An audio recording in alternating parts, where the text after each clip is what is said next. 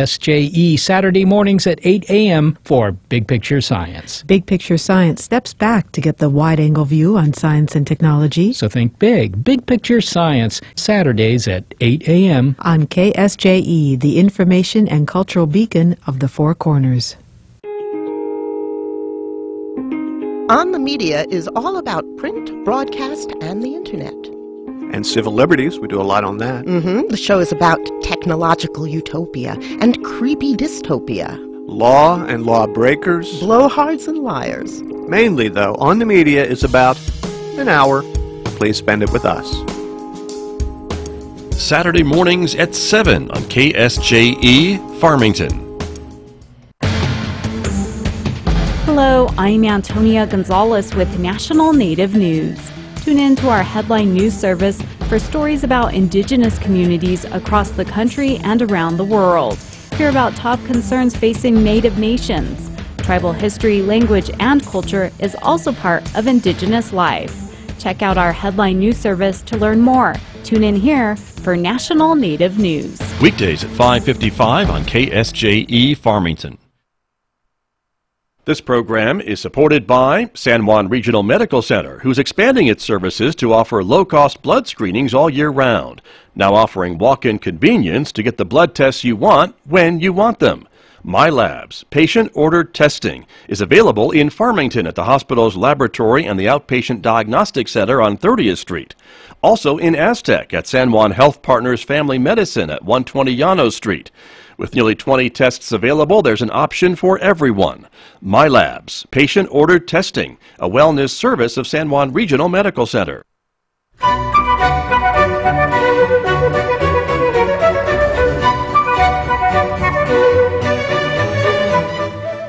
8:35 on KSJE. You're listening to the Scott Michlin Morning Program. Outside our studios here at San Juan College, it's 35 degrees in Farmington right now. Winds are out of the east at 9 miles per hour. Good morning to our viewers who are watching us live on the KSJE Facebook page and YouTube channel. You are seeing a photo, a video of earlier today of San Juan College, of course, as we are waiting for the snow. We are expecting some snow or rain showers to develop later on this afternoon. Today's high 41 in Farmington. The overnight low tonight 31, with chances for rain and snow showers continuing, and more chances for rain and snow tomorrow morning. So we could see a very different picture tomorrow on the program. 44 for a high on Friday, and another chance for more rain and snow on Friday night with a low of 26. Partly sunny skies on Saturday with a high near 40 degrees, and 38 with mostly sunny skies on Sunday, 40 again on Monday. That is the forecast for the next several days, and we encourage you to stay tuned, of course, to KSJE. We'll keep you up to date on the weather as it may deteriorate throughout the day tonight and into tomorrow, and if there are any school delays or closings, we'll pass those along to you as well. My guest on the program this morning, local archaeologist Paul Reed, is joining us via Skype this morning from his home in the Taos area. And Paul, good morning. Thanks for joining us once again. Scott, good morning. So glad to be back on. Good to have you with us, and let me call you back up here as we get ready to continue our conversation about this interesting article that you sent me about how the media, and in this case mostly print media, but I think all media is guilty of this at times, uses some pretty exciting words to describe new discoveries, new ideas in your field of work to attract viewers and readers that may or may not always be 100% accurate. I think that's kind of what we're talking about this morning. Am I right? Right, definitely. And, I can imagine people are listening, people who work in other fields and probably have a similar experience. Again, we live in the age now of a 30-second sound bite seems like an eternity, right? So maybe it's 10 seconds. So we have instant media, instant coverage, headlines popping at us all the time. So this is a significant challenge, and I think the challenge really goes into many of the fields and just sort of normal American life. So I of course do make a special case for the field that I'm most acquainted with, which is archaeological work and studies of ancient, primarily Native American communities in the past. Sure. And this is, it's a challenge to get past the headlines, because I mentioned in the earlier segment, people click on headlines, and a lot of times, that's all there is. They may read the first paragraph. They may simply scan headlines, and certainly we're all guilty, if that's the word, scanning headlines. I do this when I wake up in the morning. I want to learn certain things about what's going on in the world, and I'll do that. And a lot of times, those of us who are interested in that and are really tuned in will share things on Facebook or Twitter and just kind of pop them out there. And a lot of times we don't have time to sort of dig into those and to gain a better understanding. And I've been guilty of this. Sometimes you link to an article that you think is interesting, send it out, and then you've moved on, and maybe you've got a deadline going that morning. And I've had friends and colleagues write to me and say, hey, why did you link to that? Did you even read the article fully? And you go back and find out that there's, something about it that wasn't quite right, maybe a distortion. So, this is the world we live in. I'm certainly not one to wring my hands and lament that, but I think that we do need to try harder. Archaeologists do need to work harder to get good information into the media.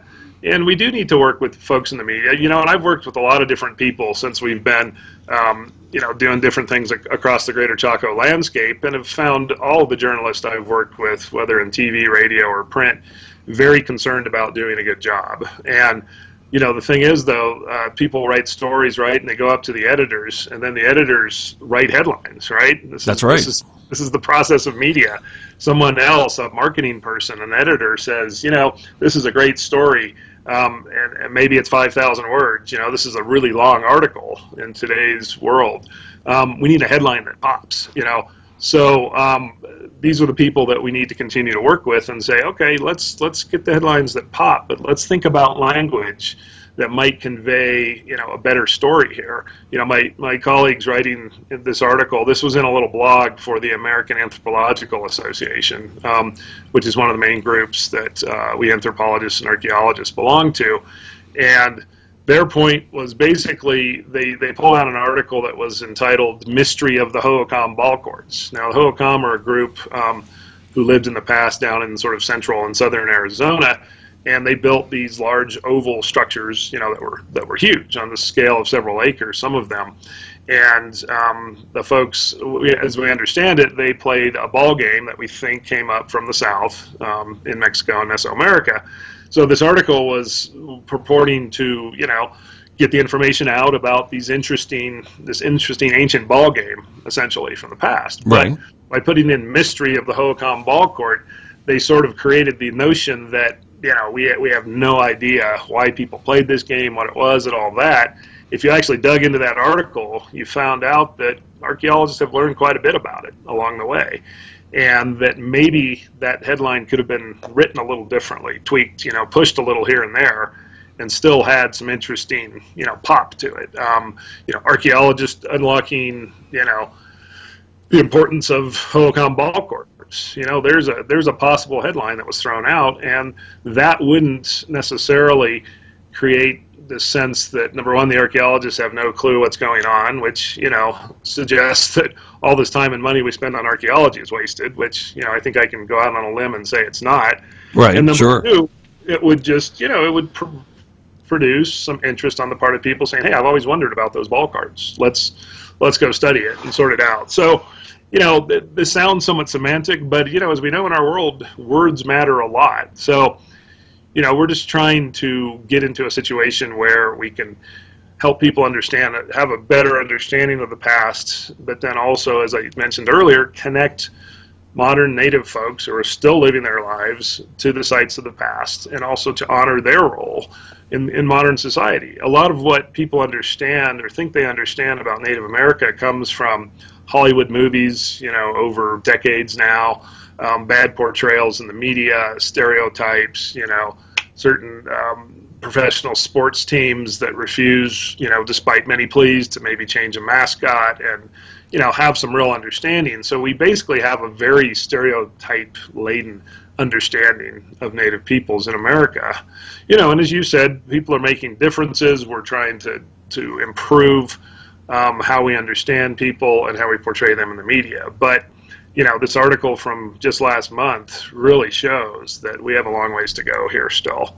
Sure. And, we need to help the public understand that Native Americans are not some vanished group of people. They're living, they're in our communities, they're in Farmington, they're in Taos, they're in, you know, almost every community in northern New Mexico. Lots of people continuing to pursue traditional lifestyles in some ways, and others just, you know, as part of the larger American society.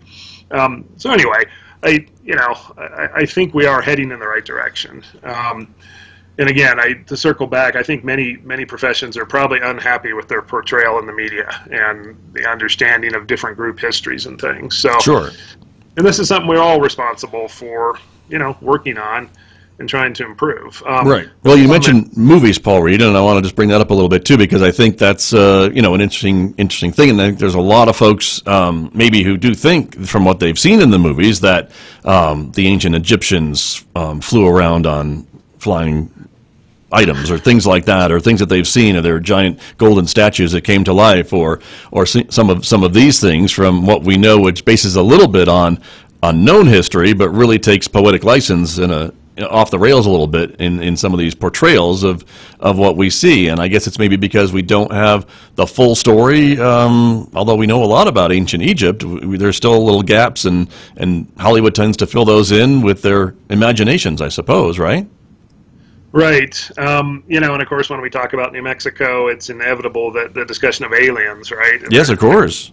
The Christ site down in Roswell and the one outside Aztec comes into it. And, you know, this is a separate discussion. And, you know, people are interested in things that push the limits of credulity and understanding and certainly science in a lot of cases.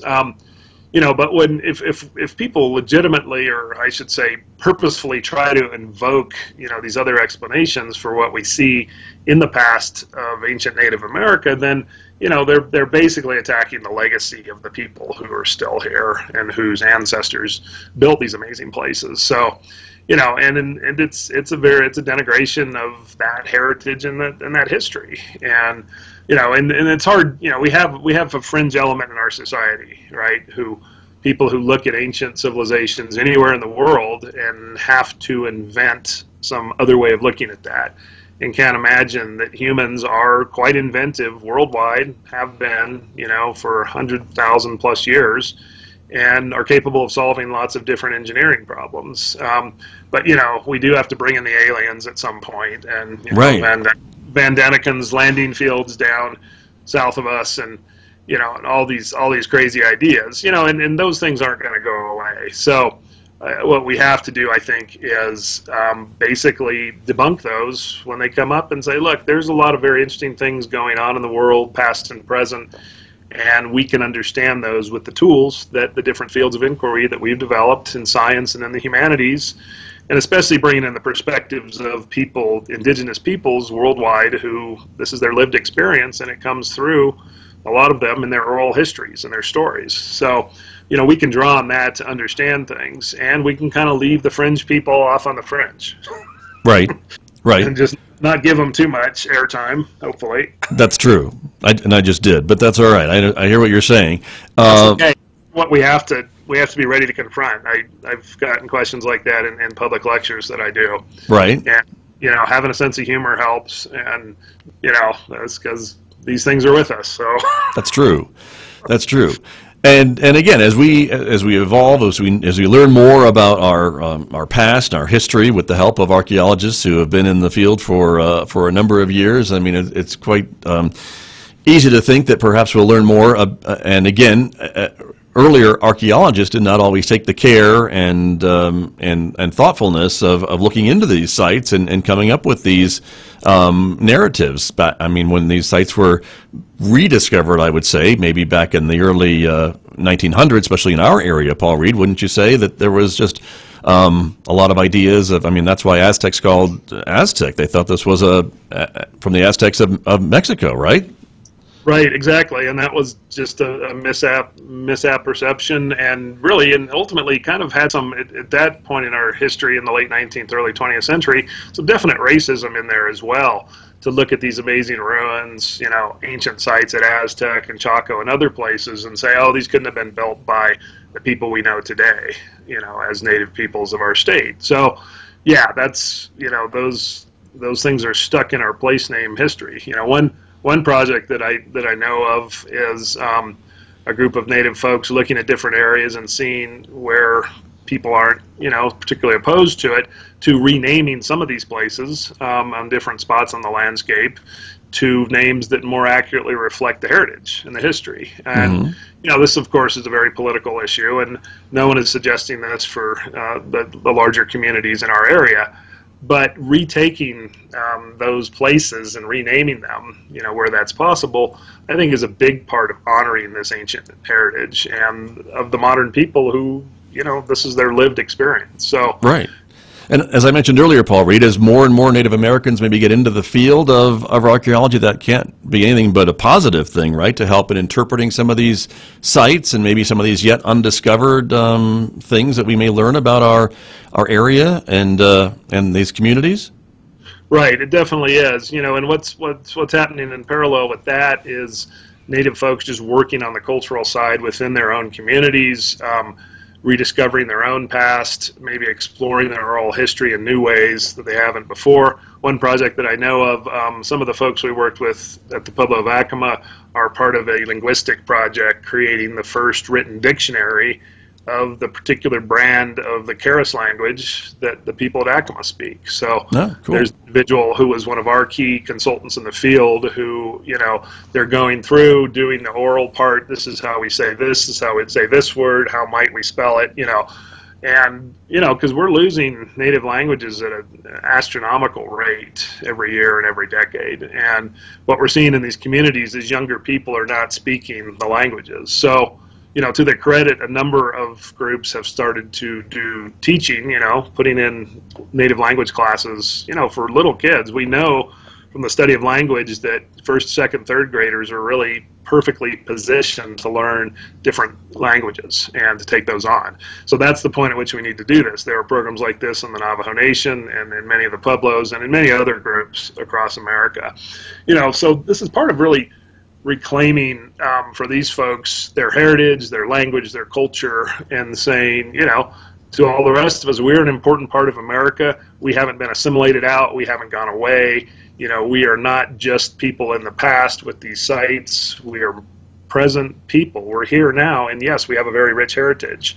We also have needs in the present, economic development, social development, and things. So, I think this is part of what we're seeing countrywide as well, and really worldwide, of just raising up indigenous voices and putting this diversity back into, what makes our world a very interesting place. But we all have to work on this. Sure. Well, and one of the things I like about Native American history is, and things when you go visit a Native American run and managed museum about themselves, that it gives them a chance to tell their own story based on maybe the work that archaeologists have done and things like that. But again, for many, many years and in still many, many communities, there are Native American or communities that don't get a chance to tell their history on their own. It's left to somebody else or a third party, and it can only be a positive thing when they're in charge of their own story. That's right, and we were fortunate to have a number of these across New Mexico at Zuni, in Arizona at Hopi. The Navajo Nation has a museum with a lot of their history interpreted by individuals at Acoma and places over here in the Rio Grande. Picaris Pueblo has a museum that they've had it for a period of time and they're reorganizing it.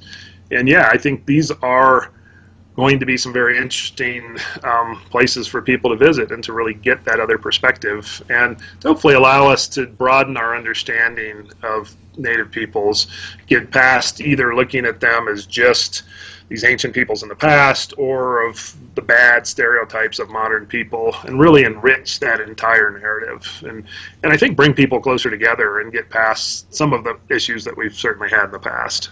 Very true.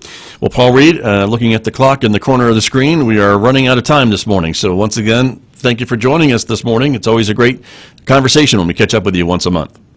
Well, Scott, I appreciate the opportunity to come on, and thank you. Let's do it again. All right, we will do that. But happy holidays to you and your family. We will see you in the new year. Same. All right. See you in January. That's archaeologist Paul Reed from Salmon Ruins and Archaeology Southwest, my guest here on KSJE.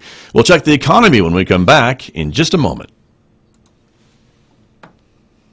This is the Mental Health Minute with Dr. Ariel Lee.